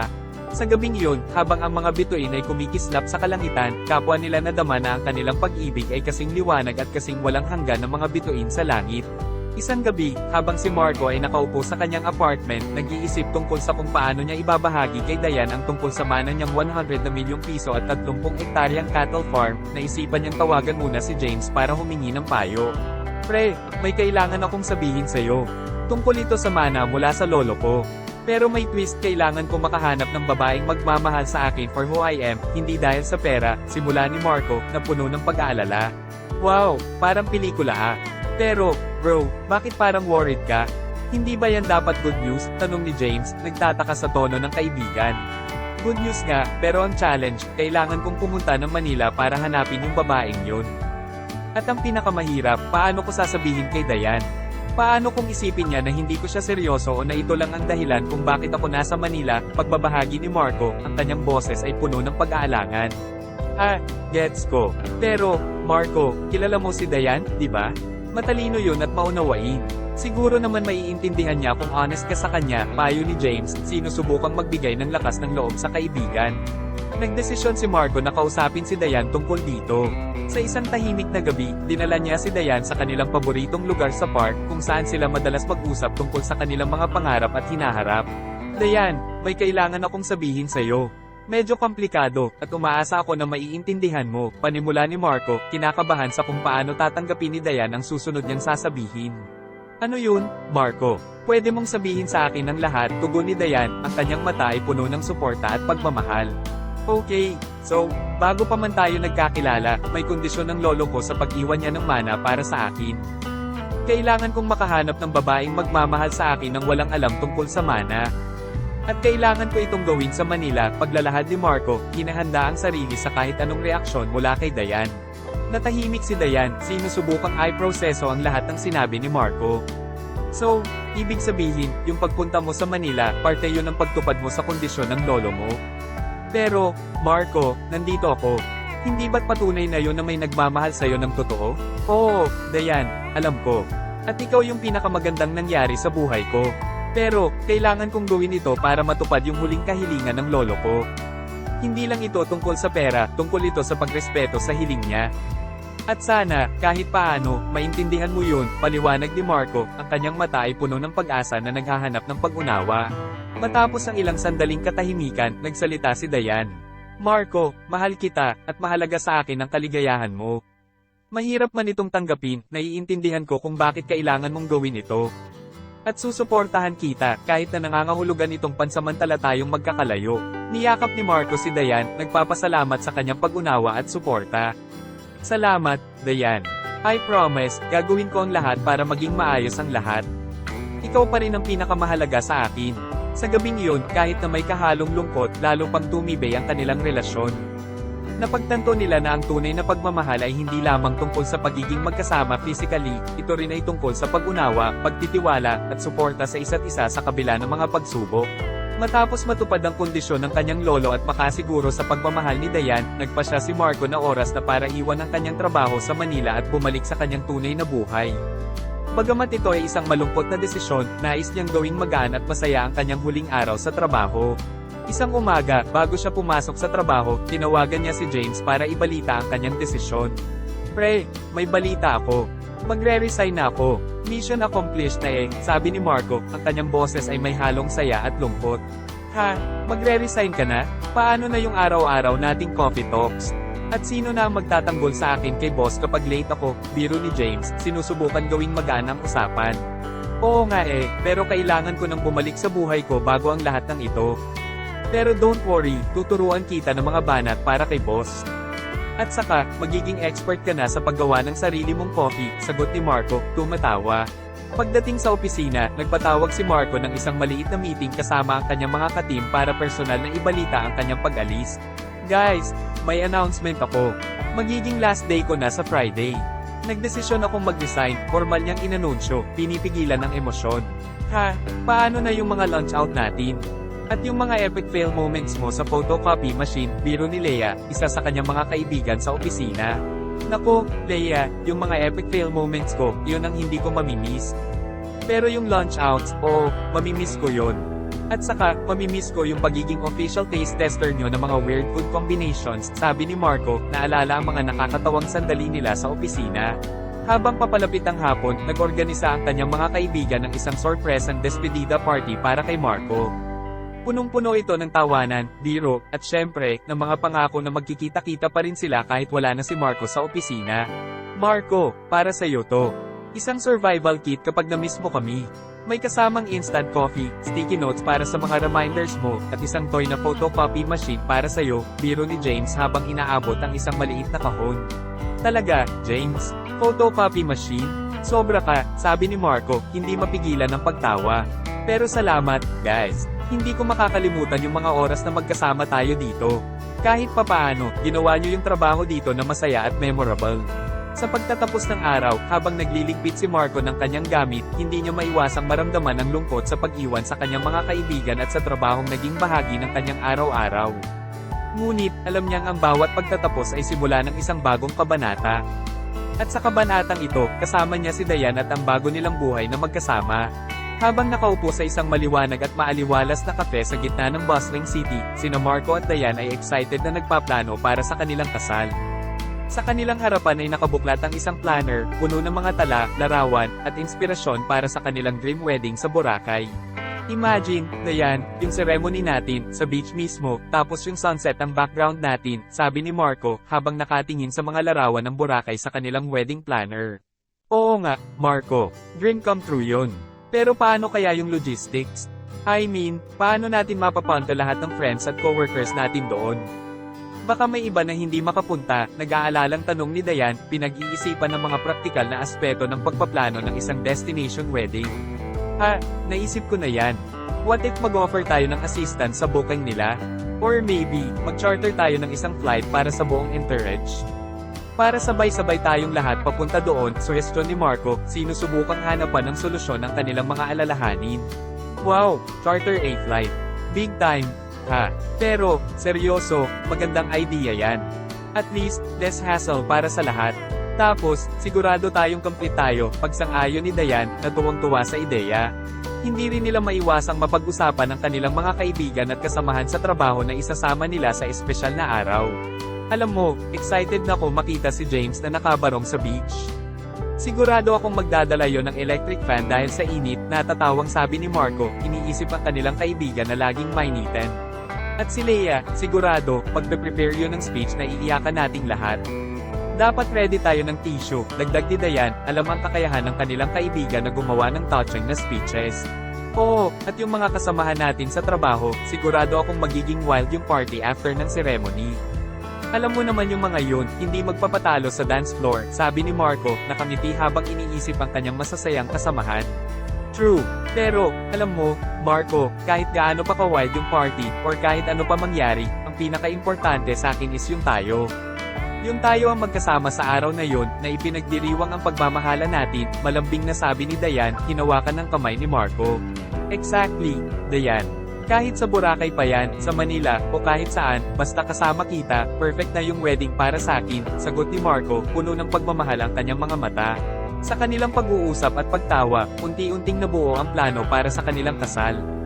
Alam nilang may mga hamon pa silang haharapin sa pagpaplano, pero sa suporta ng isa't isa at ng kanilang mga mahal sa buhay, alam nilang magiging kasing ganda ng Boracay sunset ang kanilang espesyal na araw. Habang papalapit ang araw ng kanilang kasal, lalong naging abala sina Marco at Dayan sa pag-aayos ng mga huling detalye para sa kanilang beach wedding sa Boracay. Isa sa mga huling meetings nila bago ang malaking araw ay kasama ang kanilang mga kaibigan at ilang kasamahan sa trabaho na magiging bahagi ng kanilang bridal entourage. Sa isang cozy na restaurant, nagtipon-tipon sila para pag-usapan ng final itinerary, dress code, at iba pang mahalagang reminders. Si James, na itinalaga bilang best man, ay may dala-dalang notebook, handang isulat ang lahat ng mahalagang detalye. Okay, guys, so confirmed na yung flight natin papuntang Boracay. Make sure na nasa airport tayo 3 hours before the flight, ha? Ayokong may maiwan, paalala ni James, na kunwari strict na teacher. Teka, James, 3 hours talaga? Hindi ba sobrang aga nun? Baka mauna pa tayo sa eroplano, biro ni Leia, na palaging nakahanap ng paraan para magpatawa. Better early than late, Leia. Ayokong maging viral tayo dahil may naiwang best man o bridesmaid sa Manila, sagot ni James, pero hindi rin niya napigil ang tumawa. Guys, focus naman tayo sa dress code. Reminder lang na beach wedding ito, so yung attire natin, dapat appropriate. Hindi yung parang pupunta tayo sa mall, sabi ni Dayan, sinusubukang ibalik ang usapan sa seryosong bagay. Oo nga, pala. Marco, allowed ba yung flip-flops? Tanong ni Eric, isa sa groomsmen. Flip-flops? Oo, pero dapat yung malinis ha? Hindi yung galing pa sa putikan, sagot ni Marco, sumakay na rin sa biroan. Habang tumatagal ang meeting, hindi maiwasan ni Dayan na maging sentimental. Alam nyo, guys, sobrang thankful kami ni Marco na parte kayo ng espesyal na araw na to. Hindi ito magiging ganito ka-meaningful kung wala kayo. Oo nga, kayo yung nagpapasaya at nagpapakulay sa buhay namin. At sa wedding namin, gusto namin na maging masaya at memorable din ito para sa inyo, dagdag ni Marco, ang kanyang tono ay puno ng pasasalamat. Sa pagtatapos ng meeting, mas lalong naging excited ang lahat para sa wedding. Alam nilang magiging isang unforgettable event ito hindi lang para kina Marco at Dayan, kundi para sa lahat ng magiging bahagi nito. Habang naglalakad palabas ng restaurant, magkahawak kamay sina Marco at Dayan, parehong nakangiti habang iniisip ang nalalapit nilang pag-iisang dibdib. Alam nilang sa kabila ng stress at pagod ng pagpaplano, lahat ng ito ay magiging worth it dahil sa pagmamahala nila at sa suporta ng kanilang mga kaibigan at pamilya. Sa mga huling linggo bago ang kasal, puno ng excitement, pag-asa, at pagmamahal ang puso ni Marco at Dayan. Handa na silang harapin ang bagong kabanata ng kanilang buhay, kasama ang mga taong mahalaga sa kanila, sa isa sa pinakamagandang lugar sa Pilipinas, ang Boracay. Sa wakas, dumating na ang pinakahihintay na araw ng kasal ni Marco at Dayan sa magandang isla ng Boracay. Ang araw ay perpekto, ang langit ay bughaw, at ang dagat ay kumikinang sa ilalim ng araw. Sa isang eksklusibong beach resort, abala ang lahat sa paghahanda para sa seremonya. Habang naghahanda si Dayan sa kanyang bridal suite kasama ang kanyang bridesmaids, hindi niya maiwasang maramdaman ang halo-halong emosyon, excitement, kaba, at higit sa lahat, pagmamahal. Grabe, girls, hindi ako makapaniwala na ikakasal na ako, sabi ni Dayan, habang inaayos ng kanyang makeup artist ang kanyang makeup. Oo nga, Dayan. At sa wakas, makikita na natin kung paano umiyak si Marco paglakad mo sa aisle, biro ni Leia, na agad sinundan ng tawanan ng grupo. Samantala, si Marco kasama ang kanyang mga groomsmen ay nagbibihis na rin sa kabilang dulo ng resort. Sa kabila ng biro at tawanan, hindi may kakaila ni Marco ang kanyang pagkasabik at konting kaba. Pre, ready ka na ba? Baka kailangan mo ng shot ng tequila para mawala yung kaba mo, alok ni James, habang inaabot ang isang bote. Teka, James, baka mamaya hindi na ako makalakad ng diretso sa aisle, sagot ni Marco, natatawa. Pero salamat, pre. Ready na ako. Excited na akong makita si Diane. Bago ang seremonya, nagtipon ng mga bisita sa beach, kung saan nakaset up ang isang simpleng pero elegante na aisle na napapalibutan ng mga puting silya at dekorasayon. Ang bawat isa ay abala sa pagkuha ng mga larawan ng magandang tanawin, habang hinihintay ang simula ng seremonya. Nang magsimula na ang bridal march, tumahimik ang lahat at nakatutok ang kanilang mga mata sa dulo ng aisle, kung saan lumalakad si Diane, suot ang kanyang napakagandang wedding dress. Sa kanyang paglalakad, hindi mapigilan ni Marco ang kanyang emosyon. Tulad ng inaasahan, nagsimula ng tumulo ang kanyang mga luha sa pagkakita sa kanyang magiging asawa. Wow, pre, umiiyak ka na nga, bulong ni James kay Marco, habang pinupunasan niya ang sariling mga luha. Quiet ka nga dyan, James. Nakakahawa ka, sagot ni Marco, natatawa sa kabila ng kanyang pag-iyak. Nang magtagpo si Marco at Diane sa altar, kapwa sila na puno ng labis na kaligayahan. Sa kanilang pag-iisang dibdib, tawanan at iyakan, ramdam ng lahat ang pagmamahalan at saya sa kanilang paligid. Sa reception, nagpatuloy ang kasiyahan at tawanan. Sa kanyang speech, sinubukan ni James na panatilihing seryoso ang kanyang mensahe, ngunit hindi niya napigil ang magbiro.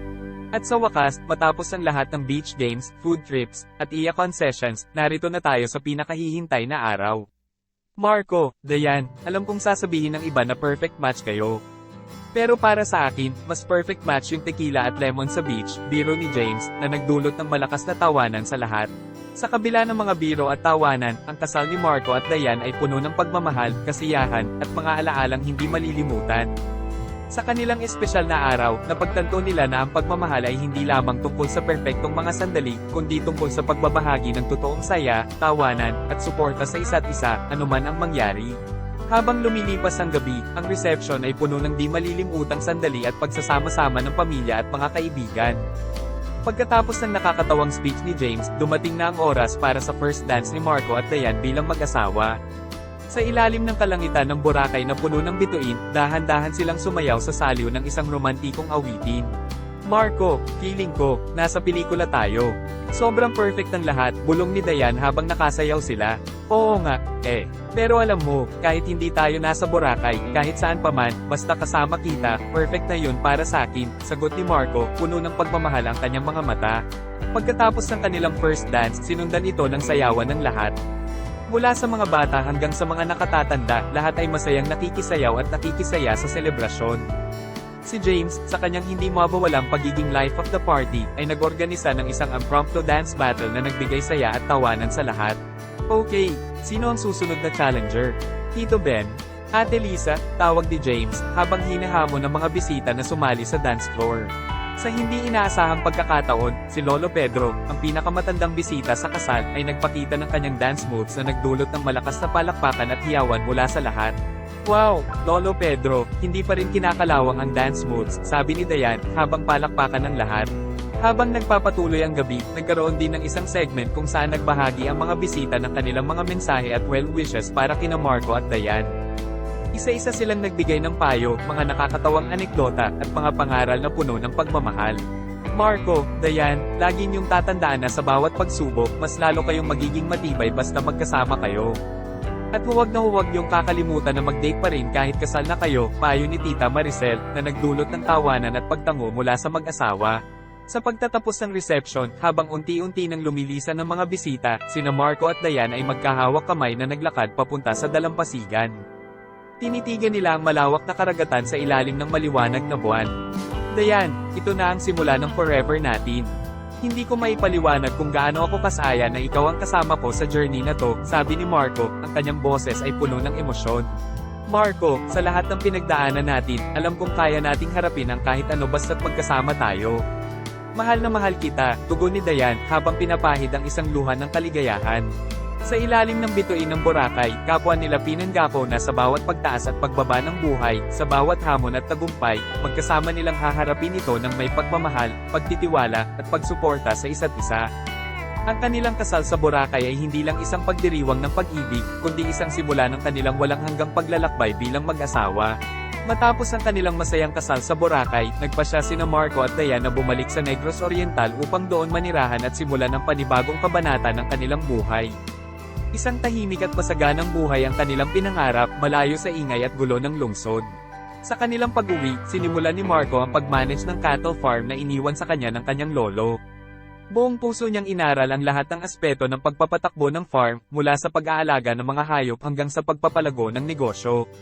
Samantala, si Diane naman ay nagbukas ng kanyang sariling dental clinic sa bayan.